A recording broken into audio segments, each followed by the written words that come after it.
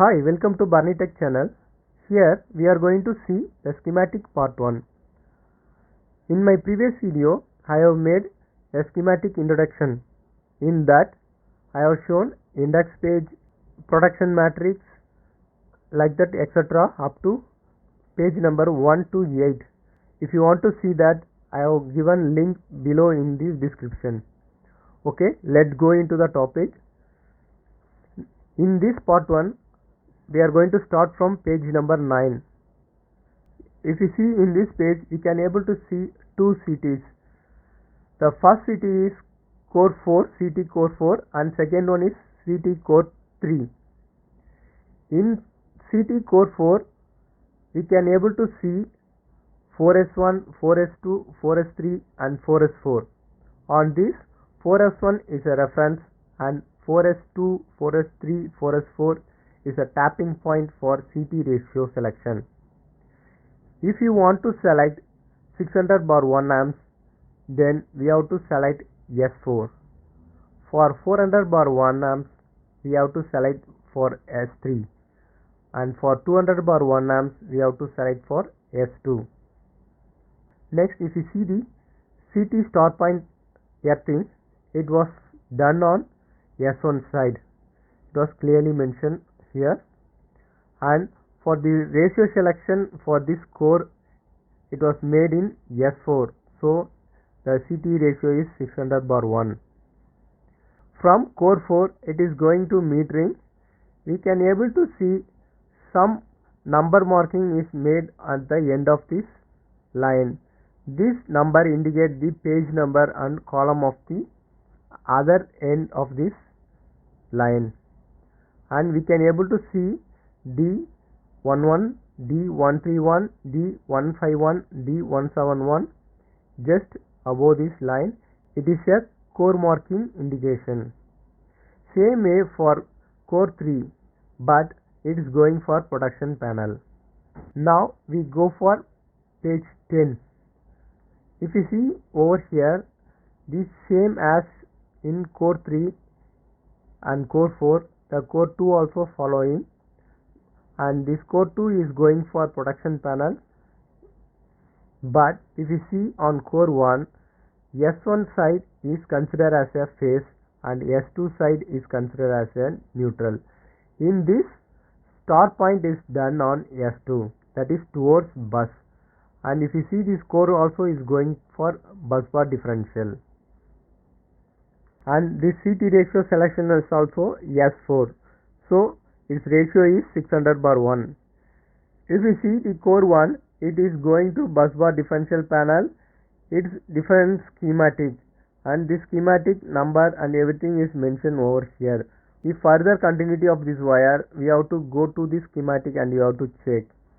Now we go for next page. On next page, this is the VT circuit and this is the VT primary, and these two are VT secondary, core 1 and core 2. This core 1 is going for metering, and from the same core, for synchronizing purpose, from R phase and neutral, it is going to bus tie panel. It is a different schematic. If you see the core 2, it is going for production. Its page number is given with core marking. Now we go to next page. If you see this, it's a metering wiring. This MFM is a multifunction meter. It is connected to TTB. The full form of TTB is test terminal block.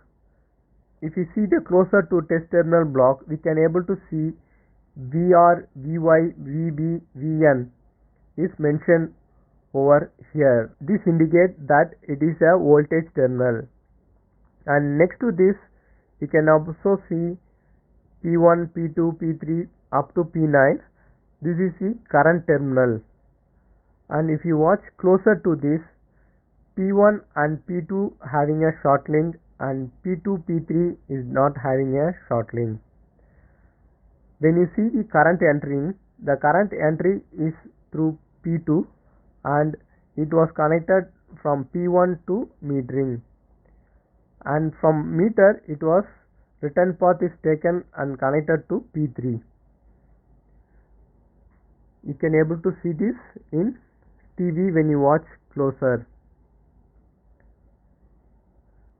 Now you can see the current entering path detailedly from where it is entering and how you have to see this continuity.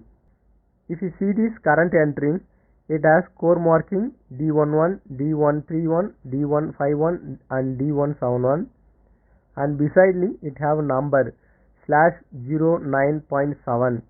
This number tells that this wire having continuity on page number 9 with 7th column.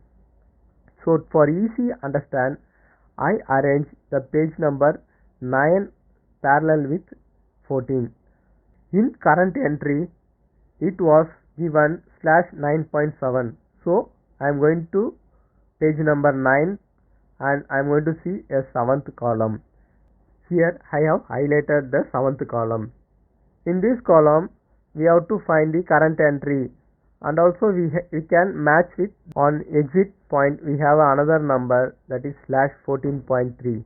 So if you check with this 14th page 3rd column, these both get matched. So we can able to identify this line goes to this page, and you can easily able to identify this by this method.